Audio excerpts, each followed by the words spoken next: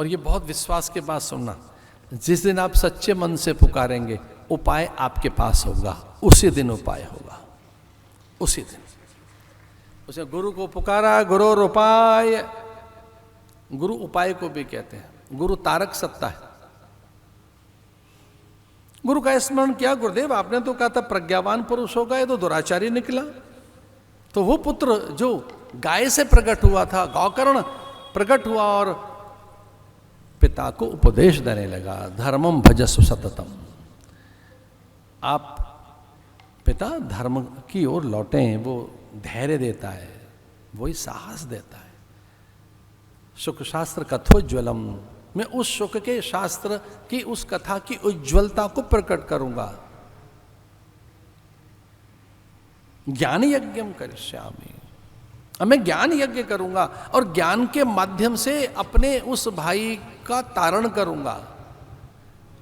उन नर्तकियों ने उसे जिंदा जलाकर धरती में गाड़कर चली गई और वो प्रेत योनि में गया। धन्या भागवती वार्ता प्रेत पीड़ा विनाशिनी। एक इसका अर्थ है सब प्रकार के दुखों का शमन करती है ये कथा।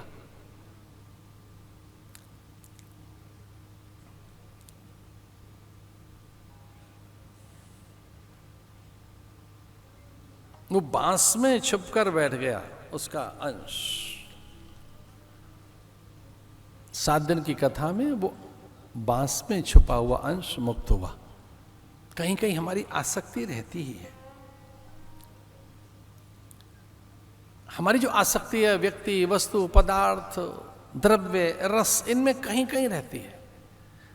बीन बटोर कर ध्यान से देखो आपकी आसक्ति कहाँ है, उसी पर प्रहार करो, अपनी जड़ता पर, अपनी दुर्बलताओं पर, अपनी मूढ़ मान्यताओं पर, अपने पूर्वाग्रहों पर।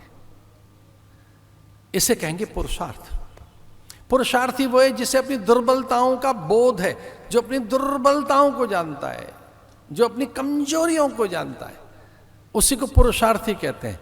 और उसके निराकरण के लिए जो तत्पर हो गया है, इसका नाम है आत्मनिरीक्षण। कभी कभी निरीक्षण करिए। जैसे हम घर का निरीक्षण करते हैं कि वहां कोई है या निंदनीय पदार्थ तो नहीं, उस कूड़े करकट को बाहर निकालते हैं, झाड़ू लगाते हैं। अब तो नाना प्रकार के नए उपकरण आ गए उस मल निवारण के, उस कूड़े करकट को बाहर फेंकने के। वैसे ही एक उपाय है भागवत में, आत्मनिरीक्षण।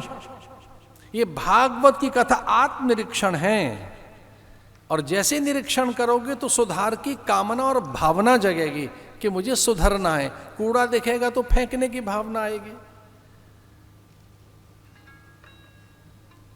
क्या कथा है ये, आइए चलते हैं। क्या कथा सुनाई कि जिससे अमरता का प्रकाशन हुआ, चित्त शांत हो गया। ये भागवत की कथा